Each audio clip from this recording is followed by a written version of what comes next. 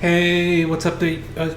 Excuse me. Hey, what's up there, YouTubers? It's me again, Brian, aka Gamer55551, and I am back with a My 2 Cent Nintendo / gaming video for this week, for the week of September 11th to the 17th, where I take a look at some of the stories that caught my attention and give you my thoughts and my opinions. And most of these are going to be based off of a lot of directs that happened somewhat last week and also this week as well. And basically we have 4 stories to cover, including Sony having their State of Play, Nintendo actually having their Nintendo Direct this week though. It's despite, the whole rumors going around and all with that, some of it claiming that it might have been put on hold due to the passing of Queen Elizabeth II, but obviously that did not happen at all. We also are going to be taking a look at Ubisoft's Forward event that they held though, and Disney and Marvel's game showcase though that they showed off during the D23 Expo though. And if you're interested in where I get the source of these information though, links will be in the description of this video, so me watching this on YouTube though. But before we get started though, I like to do what I like to call the quick My 2 cents, stories that kind of caught my attention, but I'm not going to go into a huge amount of details though. The first one has to do with basically there have been a lot of people leaving 343 Industries. One of them was the head person in charge, and now the director of engineer as well, according to GameIndustry.biz though. So obviously we're seeing a lot of shakeup at 343 Industry. Whether or not this means that we could see an improvement to Halo Infinite that a lot of people would like to see, particularly on the multiplayer side though, that remains to be seen at this time, so we'll have to wait and see what comes out of that though. We also learned that Deathloop will hit Xbox Game Pass on September 20th though. Certainly that's nice for those who are holding out, not thinking of getting the PS5 version. Looking forward to trying this game on the Xbox Series X and S though. And while this hasn't been officially confirmed, with Deathloop coming though, I suspect that it will only be a matter of time before Ghostwire Tokyo makes its way onto the Xbox Game Pass though. We also learned that the Yakusuka developers still don't think the Switch is the right platform for their series though. I think it's a very awkward and very odd statement for them to make, considering how well the Switch is doing, not to mention there are M-rated games on the Nintendo Switch though, so I'm not really sure I 100% buy their argument that the Switch would not be, that their series would not be a perfect fit for the Nintendo Switch. Some might consider maybe it's because of the engine they're using, and that's a possibility, but I'm still a little iffy about that statement from the Yakusuka developers. At the same time, we also learned that the same studio is considering a move to the Unreal Engine 5. This has to do with one of their games, which I'll mention in the State of Play, that basically is running on the Unreal Engine 4, not their in-house engine, to be exact though. So we'll have to, we'll see if they use Unreal Engine 5 going forward and all. We also learned that the Switch version of It Takes Two that was mentioned during the Nintendo Direct though, apparently while there will be a physical version, it looks like it's going to require a download, which is a little bit unfortunate though, considering that not everyone's a big fan of, you get the physical version, now you have to download the rest and all that stuff. So we'll have to wait and see. So far EA hasn't said anything, but it wouldn't surprise me if this turns out to be true though. We also learned that basically Advance Wars 1 and 2 supposedly was not shown during the Direct though, and many people are wondering what's going on with that game though. They said that they will have a new release date that they will share once it has been determined though. That's just my cat meowing though. As some of you are aware though, the game was supposed to come out this year though, but it got delayed or put on hold due to basically the ongoing conflict between Ukraine and Russia and all. And since then, since no one knows when that game is coming out, and it's unclear how long Nintendo is going to delay that game though. I mean, yeah, they could delay it until the Ukraine-Russia war dies down, but I have my doubts that's going to be happening anytime soon, to be exact.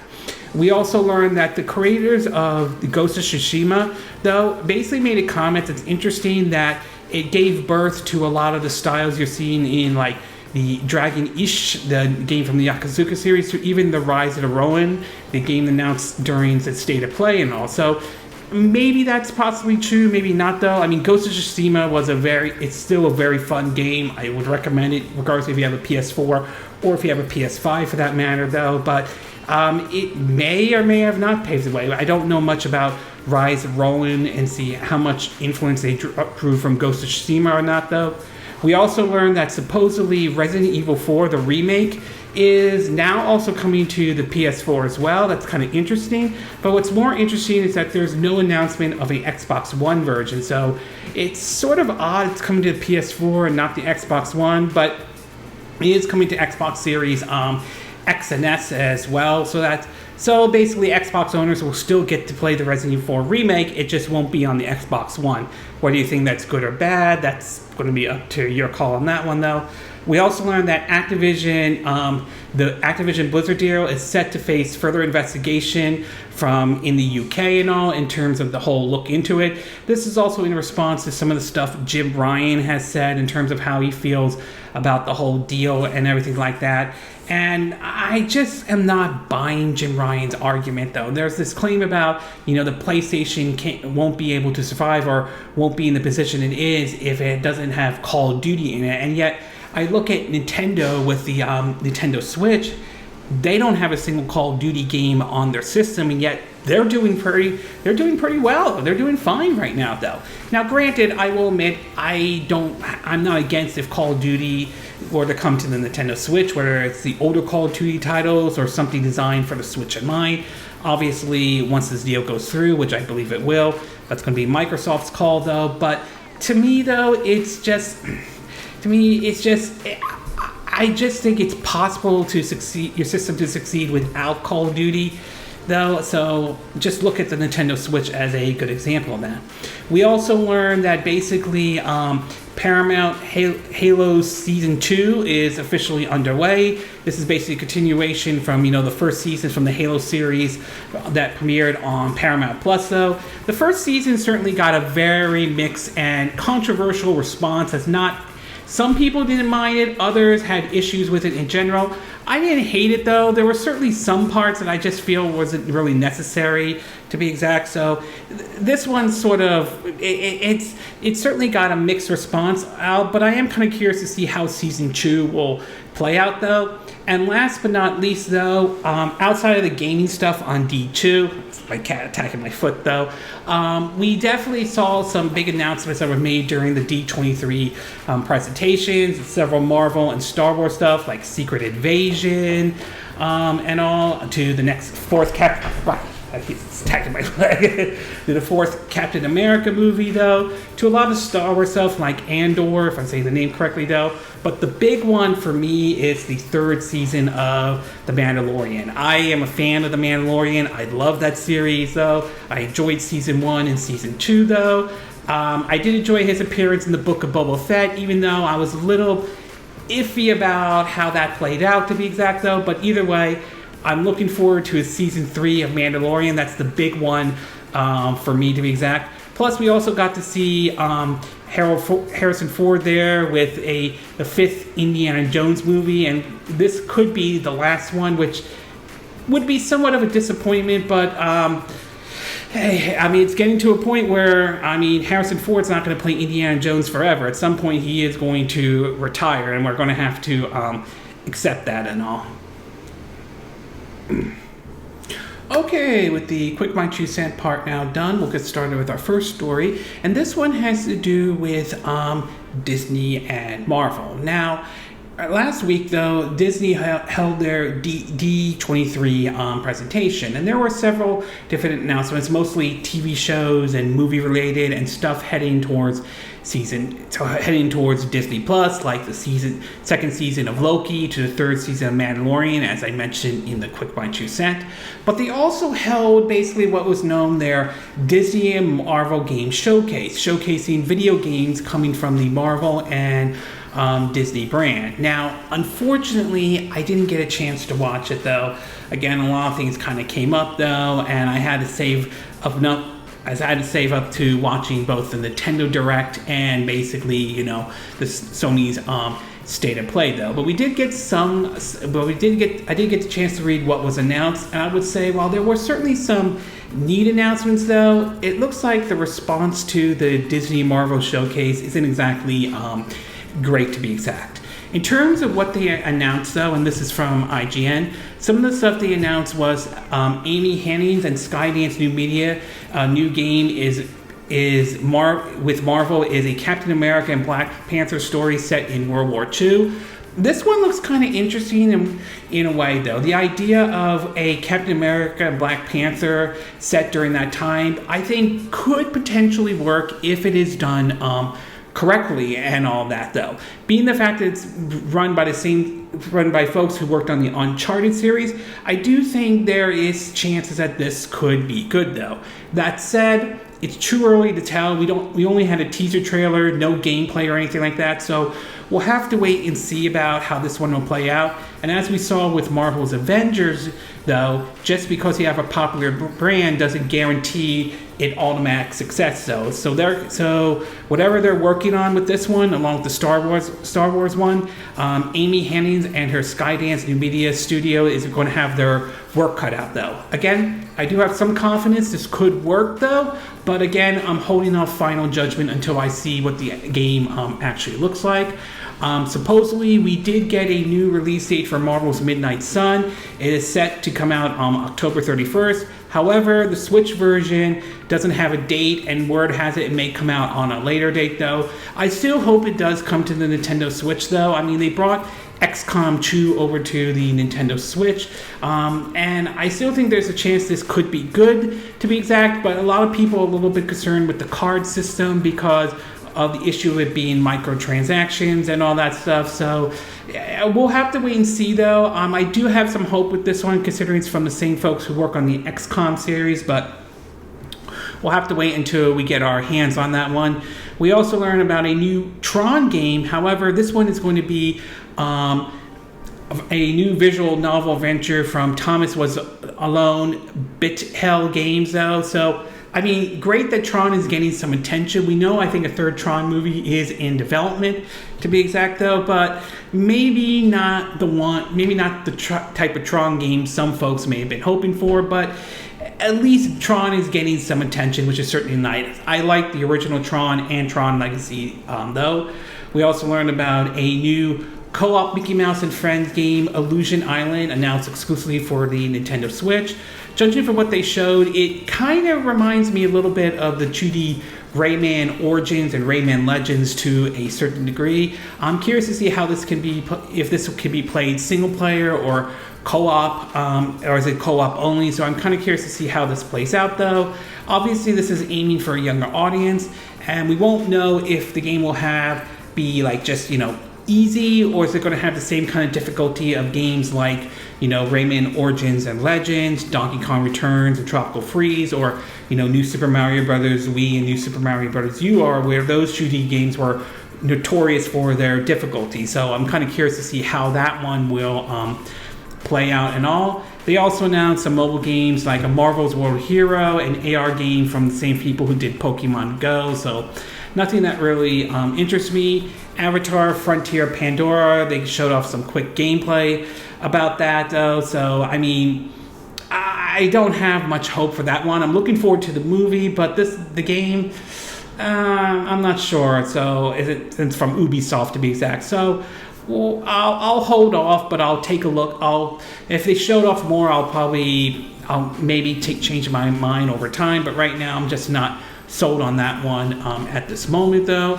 They showed off Marvel Snap, another basically mobile and PC game. It's a free-to-play collectible card game and all. You can see why some people are a little iffy about Marvel's Midnight Sun because of the card system, to be exact. They showed off Return of Monkey Island, though. It'll be out September 19th, though, so it should be out soon. It's coming to multiple platforms, including the Nintendo Switch. They showed off, Aliens Dark Descent, the gameplay trailer, and I remember how that trailer did not really sit very well with everybody when the first one was shown, so I don't know if that's going to change anybody's opinion. It's going to be arriving on PC and console in 2023. The big one that I think a lot of people have, this is sort of the big one for those, is a remaster of the Gargoyles game, the platformer. I think it was released back on the Sega Genesis. The classic 90 games is coming to modern consoles and PC though. This was first released on Sega Genesis back in 1995. No word on platforms at this time, but my guess, considering we've seen games like the Jungle Book, Lion King, and Disney Aladdin make their way to multiple systems, including the Switch, I have a feeling that's probably going to be the case with Disney's Gargoyles, though. We also learned that Disney Dreamlight Valley has added Toy Story realms to it, though, so great for those who like Disney Dreamlight. Again, it's not my cup of tea, but there are those who probably like it. It's the licensing game. They showed off basically a Avatar Reckoning. Basically, it's a mobile MMORPG though. So, I mean, a lot of mobile titles they showed off, to be exact. Some folks didn't exactly like that, but it is what it is.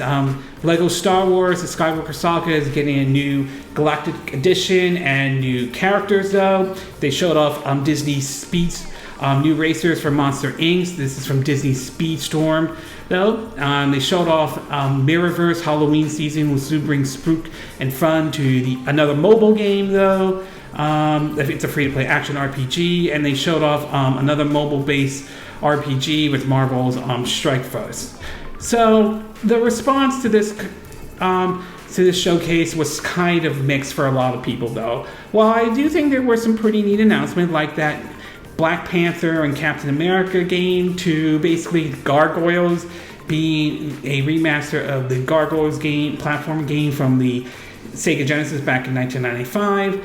A lot of people felt like a lot of it was just not that good. I mean, a lot of it was just mobile games, and I kind of can see why, though. I mean, as far as presentation, though, when compared to Nintendo's or Sony's State of Play, I will admit, based on what I've read and what they showed so far, this one looks kind of weak, to be exact, though. So it'll be interesting to see if they do this next year, and if so, if they look to improve upon what they showed when they showed from their first one. But right now, the consensus is that it isn't exactly didn't really sit very well with everyone, though. So overall, I think there were some neat announcements, to be exact. Like I said, the Black Panther and Captain America game set in World War II looks interesting, though, and of course the Gargoyles remaster of the Gargoyles game from the Sega Genesis, though. I think that was kind of neat, but otherwise, to me, that really was the only two big things that kind of clicked with me, though.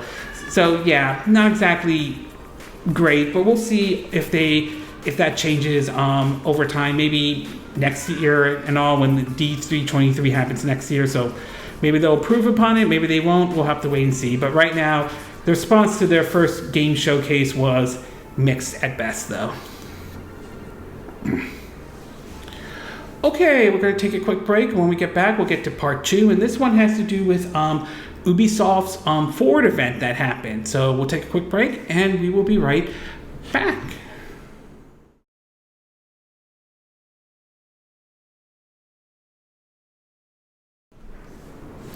Okay, and we are back with part 2 of my 2 cent video. And for this one, we're going to be taking a look at Ubisoft Forward. Now, like with Disney and Marvel with their showcase, though, Ubisoft held their Ubisoft Forward for this week. Last week, I believe, though. Now, again, like I said, I didn't get a chance to watch that one because, like I said, with the Disney and Marvel showcase, a lot of things kind of popped up and I had to deal with it, though. But I did get a chance to read about exactly what they showed, and, well, depending on what you're into and all, it seems that a lot of it was very Assassin's Creed related stuff. So there was certainly a lot of Assassin's Creed things. Some of it might interest people, some of it may not, though.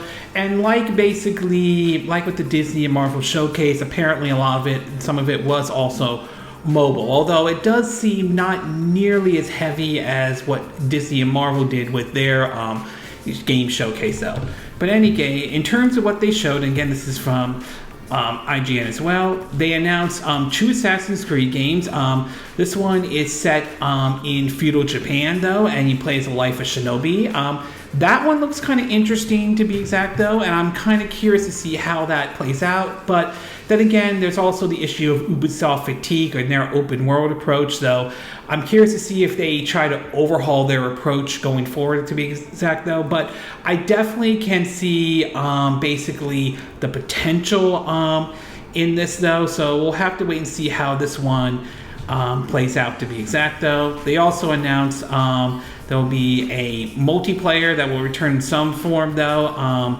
This has to do with possibly something with the Assassin's Creed codename Hex, though. It will be a very different type of Assassin's Creed and may feature witchcraft, so we'll have to see how that one plays out. The other one they announced was Assassin's Creed Mirage, set in Baghdad, like 20 years before the events of Assassin's Creed Valhalla, though. So basically you could say this as a prequel to Valhalla. Supposedly it's going to, from what I understand, it's going to basically maybe not focus heavily on the RPG part or anything like that, and it might be not as massive open world like Valhalla was. One thing that kind of popped up about Mirage is that apparently an ESRB rating popped up that showed the AO adult only, and that kind of caught people's attention. But supposedly, I think Ubisoft came out and admit that that was kind of an error, and they're going to fix that. That supposedly it's aiming for an M-rated game. So unless there's something I'm missing, to be exact, though, I assume, like the other entries, though, this one will probably be M-rated. But still, a very bizarre situation with Mirage getting an AO rating. I mean, to me, that's kind of like the kiss of death for any game developer to get the AO rating, to be exact, though. It will come out, this game will come out in 2023. And then there's an open world Assassin's Creed game for mobile devices. It's called Assassin's Creed Codename Jade. I don't think they showed any gameplay for that one, though. And this one will take place in ancient China, though. So we'll have to see how this works. And supposedly they're building it in a way that will work with touch controls. Not sure about that. I mean, it could work, but we've seen how touch controls can make a game like unplayable, to be exact. So I'm holding off on that one. Then again, I'm not really huge on the mobile device, though. We also learned that Assassin's Creed Valhalla will get basically the last chapter. So this is probably the final DLC for it, called Assassin's Creed Valhalla. Last chapter, Tales ties up the loose ends of Eivar's story, though. We also learned basically the Mario plus Rabbids Sparks of Hope will get a post-launch content with Rayman, which is nice. I'm not a big fan of them announcing post-launch DLC before the game comes out, because it gives the impression of cut content and all. But hey, I mean, we're getting something with Rayman in it, who has been dormant since Rayman Legends, to be exact. I mean, I don't know if Ubisoft has any idea what to do with that franchise anymore, though. But Mario plus Rabbids Sparks of Hope is still definitely the one I'm looking forward to. Probably the only real Ubisoft game I'm really looking forward to, though. They showed off ship customization and trading network called the Helm for Skulls and Bones. We'll see how this one turns out. This one's been in development hell for quite some time. So we'll have to wait and see when the game comes out November 8th. They showed off Trackmania, though, with cross-platform play and cross-progression. It's heading towards consoles. Xbox Series X and S, PS5, Google Stadia, and Amazon Lunar will be out in 2023. They announced Just Dance for multiple systems for the holiday release. Again, if you're into Just Dance, that's fine. Personally, I'm not, so this one really doesn't interest me as much, though. They showed off some gameplay of Rainbow Six, the mobile edition. Again, not my cup of tea, though. The Division Heartland is gearing up for another testing fray. It's basically still on track for release of 2022 or 2023 on PC, console, and cloud. While Ubisoft wasn't ready to be more specific with the release date, it said Heartland will have another testing phase that players can sign up for now, though. They announced Division 2 Season 10 Price of Power will have agents hunting down General Pierce Anderson, though. The new season will launch on September 30th. The Division Resurging is a mobile spin-off, and they're expecting testing for their next phase. Rise of the Republic is teamed up with Vans and is getting a BMX biking. Though the game will launch on September 14th. The crew is getting ice tracks for the first time. This will be part of Season 6, Episode 2, Dominion Frozen will arrive on September 14th. Mythic Quest Season 3 gets a new sneak peek though. They just showed up a little bit of that though. Castlevania is going to be crossing over with Brawlhalla though. They announced that Netflix and Ubisoft are partnering on a live-action Assassin's Creed adaptation along with 3 mobile games based on Assassin's Creed Valiant Heart and Mighty Quest though. Supposedly these games will be part of, the basically Netflix gaming that's for the mobile devices and all. As far as the live action shows go, I mean, that can be sort of a hit and miss because Netflix has sort of a hit and miss when it comes to doing video game adaptations for shows though. There has been some success like with Castlevania and The Witcher, at least from my view, but there have been some mixed results such as Dragon Dogma, to Resident Evil Infinite Darkness, to even the live-action Resident Evil that they pretty much ended after only 1 season. So we'll see how this one plays out. To be exact, though, and then Ubisoft Plus is celebrating its 3rd anniversary with gifts to PC, Google Stadia, and Amazon Lunar players, though. So they'll let them play over 100 titles for free until October 10th, so great for those who have PC, Google Stadia, or Amazon Lunar. I would say, I mean, there were some neat announcements, but nothing really spectacular, though. I mean, the Assassin's Creed in feudal Japan and the Mirage one might be good. I mean, I had some on and off with Assassin's Creed in general, so I mean, it could be good, but it can also be, as we've seen before, to be exact though. For me though, the big one was Mario plus Rabbids Star Hope getting the Rayman DLC, even though I'm not a fan with announcing post-launch content before your game even comes out, to be exact though, but that's probably one of the big things for me though. So based on what I read with Ubisoft Forward, I mean overall, to be exact though, I would say somewhat better than Disney's and Marvel's game showcase though, but again, this one definitely was, and I kind of agree, mostly Assassin's Creed focused though. Whether you think that's good or bad depends on how big you feel about Assassin's Creed. Do you love it? Do you hate it? And also, that really how it boils down to. But I will admit, to some extent, this is somewhat better than what was announced at Disney's Marvel game showcase though. Okay, we're going to take a quick break, and when we get back, we'll get to part 3, and this one has to do with the Nintendo Direct. So we'll take a little break, and we will be right back.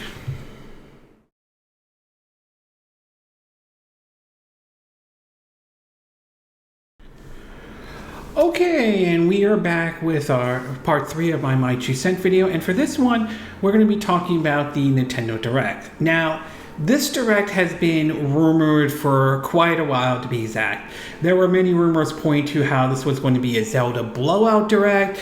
To, as I mentioned earlier, there were reports pointing towards the possibility of it being delayed due to the passing of Queen Elizabeth II. And as a side note, it's not the first time Nintendo has delayed something during an event. Look at Advance Wars 1 and 2 Reboot Camp. That's a good example how that game has been delayed since February due to the ongoing conflict between Russia and Ukraine and all. So it's not possible for Nintendo to do something like that. But despite that though, we finally got a chance to see the Nintendo Direct though. It was 40 minutes long and it certainly provided some surprises and some interesting announcements they made, but some of it will depend on the type of games that you are into. So what I'm going to do, since having watched this Direct, is a breakdown of what I liked and what I didn't like, or I'm not sure, or kind of mixed on. So we'll start off with the first one is what I liked. And the first one is they started the Direct off by announcing Fire Emblem Engage, the next entry into the Fire Emblem series though. It's going to be very interesting to see how this one is going to be done though, because we've seen past Fire Emblem characters make an appearance.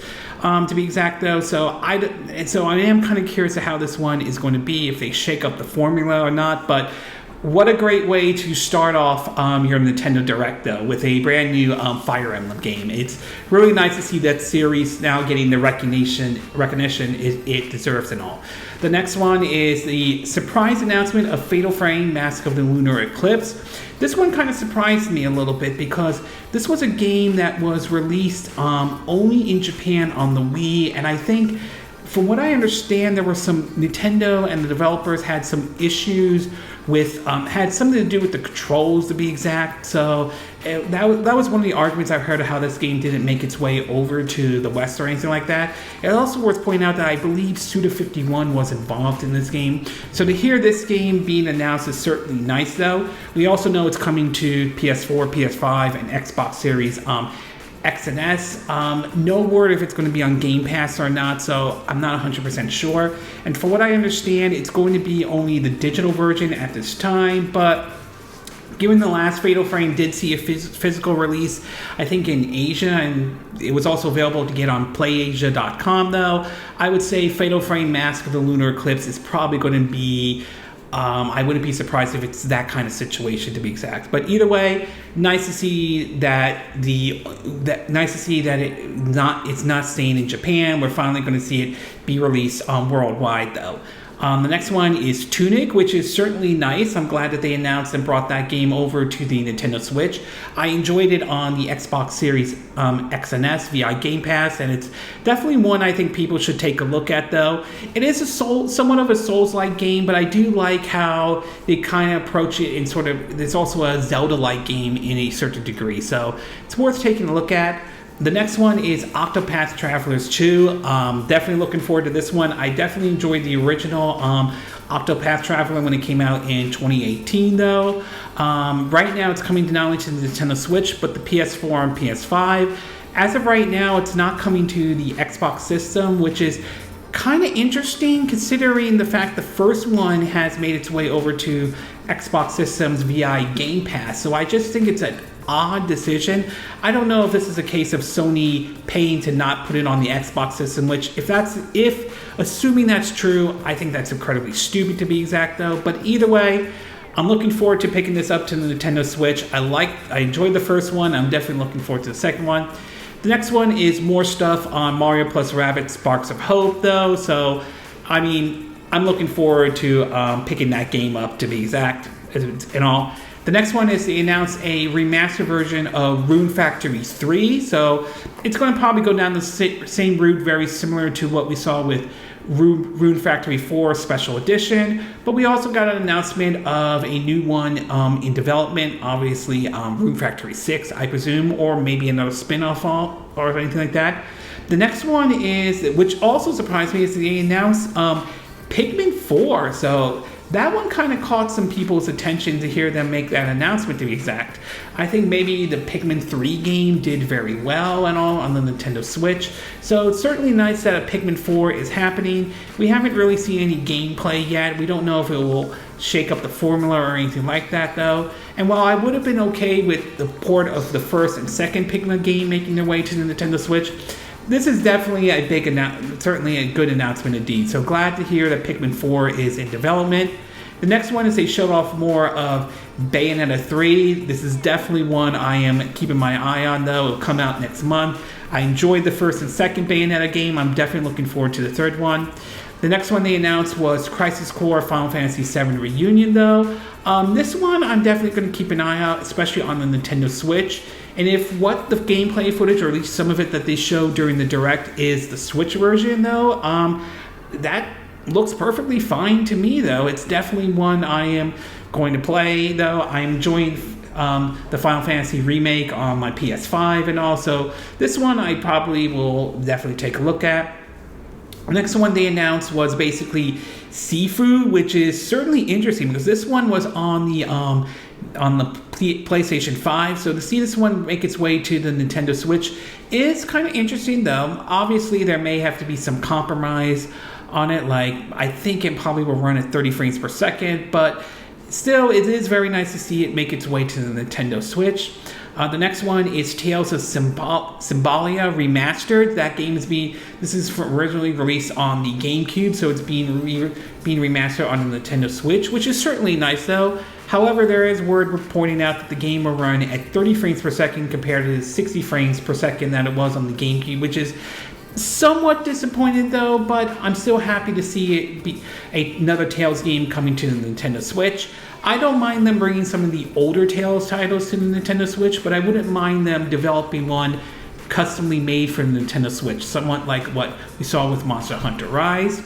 The next one we have is Rabbids Slivergun, basically a port of one of Treasure's 2D's shooter type of games though. That's one I'm going to be taking a look at though. And last but not least, we also have Breath of the Wild 2, which is now called Tears of the Kingdom. So we have an official title for basically the sequel to Breath of the Wild.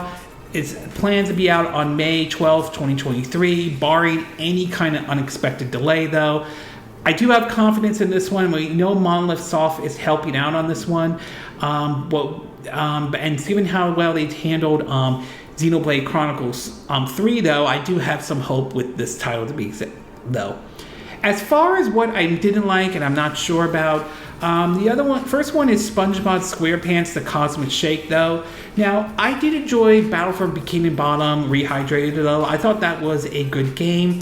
I'm just not sure if what they showed was the Switch version. It looked like it was running at 60 frames per second. So, yeah, and Battle for Bikini Bottom ran at like 30 frames. So, I'm not sure if that is the Switch version or not.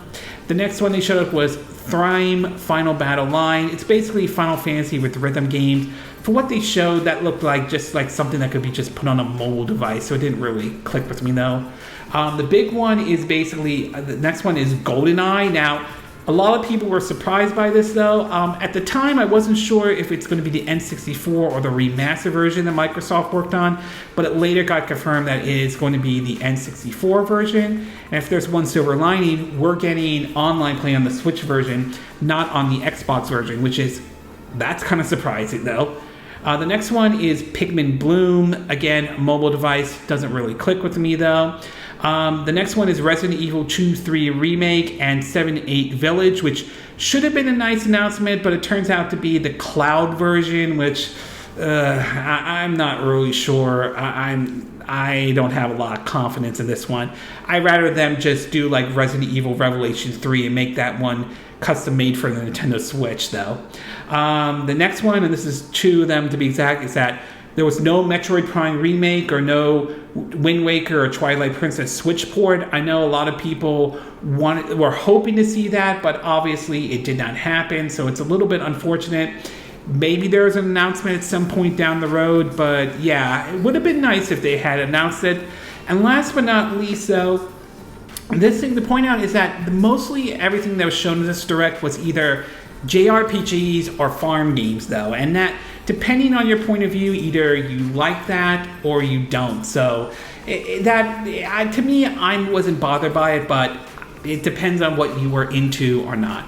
Overall, I would say this was a pretty good Direct. There were a lot of really neat announcements, some big ones to be exact, and some surprises though. But again, a lot of it will depend on what your taste and expectation was though.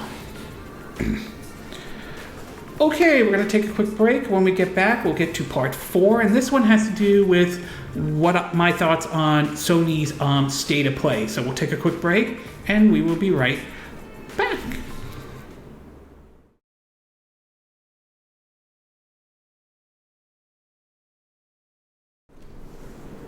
Okay, and we are back with our fourth and final part of our My 2 Cent video for this week. And for this one, just checking something out. For this one, I want to give my thoughts on the latest Sony's state of play. Now, the state of play happened on the exact same day as Nintendo was hosting their Nintendo Direct. However, their state of play was a little bit shorter, I think like around 23 minutes though, compared to what Nintendo Direct is, about 40 minutes though. So there weren't any, it wasn't as long as this as the Direct was, but there were some interesting announcements that they made during Sony's State of Play for September 13th, 2022. In terms of what I like, and again, I'm going to do the what I like, what I didn't like, mix not sure. I will say the first one in terms of what I like was Stellar Blade. I think this was originally called Project Eve, to be exact though. And judging by what they showed so far, it looks kind of interesting. It kind of reminds me a little bit of Devil May Cry, Bayonetta, Nier Automata in a way, and that certainly isn't a bad thing, so I'm definitely going to be keeping an eye on that one though. The next one they announced was Rise of the Ronin, if I'm saying the name correctly. The next game from Koei Tecmo and Team Ninja, though. This one looks kind of interesting. Judging by some of the clips they showed, it looks a bit of a open world kind of approach, which I'm kind of curious to see how Koei Tecmo and Team Ninja is going to handle this one, because and the thing is that up to this point, most of the games that Team Ninja has done is either fighting games like the Dead or Alive, or linear type of games, whether it's the Ninja Gaidens to even the Neo series, NIOH 1 and 2. So it's going to be interesting to see how this one is going to play out, as this one does seem like it's aiming towards an open world style of approach though. And we know this one's going to be exclusive to the PS5, same with Stellar Blade. The next one is Like a Dragon-ish, and from what I understand, this was a port of a game, I think that was released only in Japan, I think on the PS2, if I'm saying this correctly though. From what I understand, it is basically being used on the Unreal Engine 4 to be exact. Judging by what they showed, it looks really neat though. This one, although coming to the PS5, it's also coming to the Xbox Series X and S as well though. No word if that's going to be day one on Game Pass, but either way, I do enjoy the Yakuza series, so this is one I'll definitely keep an eye out. The next one is, of course, God of War Ragnarok though. They show off a bit more on the gameplay though. I mean, they had a good trailer, but it's definitely one I'm looking forward to trying out. I did enjoy the 2018's God of War. I thought that was a good game. So this one I'm definitely looking forward to it though. It looks like, judging by what they showed, it's going to be more of the same to be exact, but we'll have to wait and see once the actual game comes out. As far as what I didn't like or mixed or not sure about though, the first one has to do with basically the VR stuff. Now, if you're looking forward to PlayStation VR 2 and all, then I'm sure you like some of the VR stuff that they announced.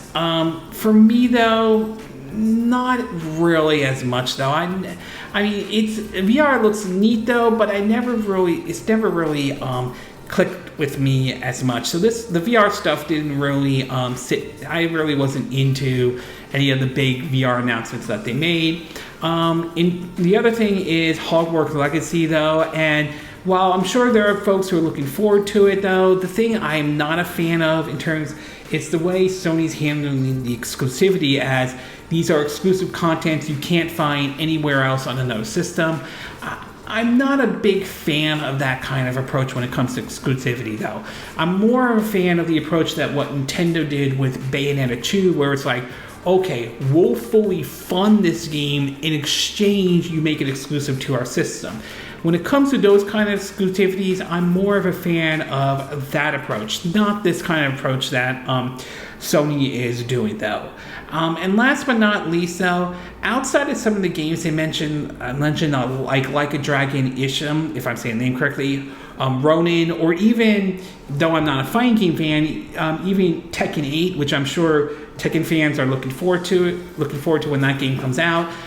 I didn't feel like there were any real shockers or anything like that compared to what the Nintendo Direct had with games like Fire Emblem Engage or Pikmin 4 being announced, or Octopath Traveler 2. So for me, there wasn't really a huge amount of shockers out. That doesn't say that what Sony showed off in their State of Play was necessarily bad. I will admit this is definitely one of their better State of Plays though.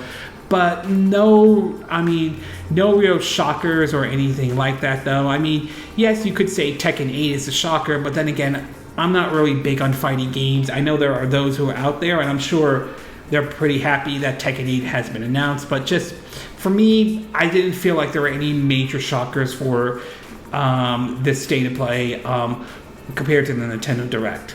overall, while I don't think this one has reached the level of what Nintendo did with their Direct, though, I still think this was good nevertheless, and I will admit this is definitely one of Sony's better state of plays, though. I mean, some of the games they announced, like Rise of Ronin, I mean, I'm looking forward to that. I believe that's a PS5 exclusive. 2 games like God of War Ragnarok, Like a Dragon Isham, and Stellar Blade. So there were some pretty good announcements, though. Again, this one was a little bit shorter than what Nintendo had to offer, though, but I would say it was still good, nevertheless, though. And I definitely liked some of the stuff that Sony showed off during their state of play and all. Okay, this concludes this My 2 Cent video for this week. And again, these are my opinion. What are yours? What are your thoughts about Disney's Marvel Game Showcase? Do you think they had a good showcase? Do you think it was good, or do you think it was bad? Do you think there are some areas they could improve upon if they ever do another Disney Marvel Game Showcase? What are your thoughts about Ubisoft Forward? Did you like what Ubisoft showed off? Did you not? Were you happy with some of the Assassin's Creed announcements, or you really did not care at all? What are your thoughts about the Nintendo Direct? Did it live up to your expectations? Were there some announcements you were happy that they announced? Were there games that you wish that they had announced during the Nintendo Direct? And what did you thought about Sony's state of play? Did you enjoy Sony's state of play, though? Again, were there some announcements you were happy they announced? Were there certain games you wish they had announced? Do you think the Nintendo Direct was better than Sony's state of play? Do you think Sony's state of play was better than the Nintendo Direct?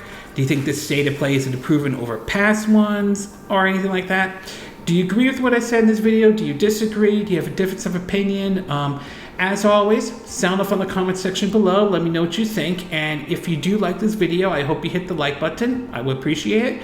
And I hope you do subscribe to my YouTube channel. If you do, make sure you hit the bell icon for notifications of any new videos I put up.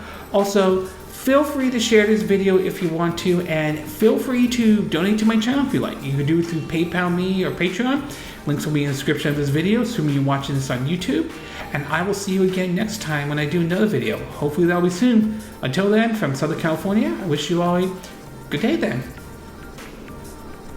Bye!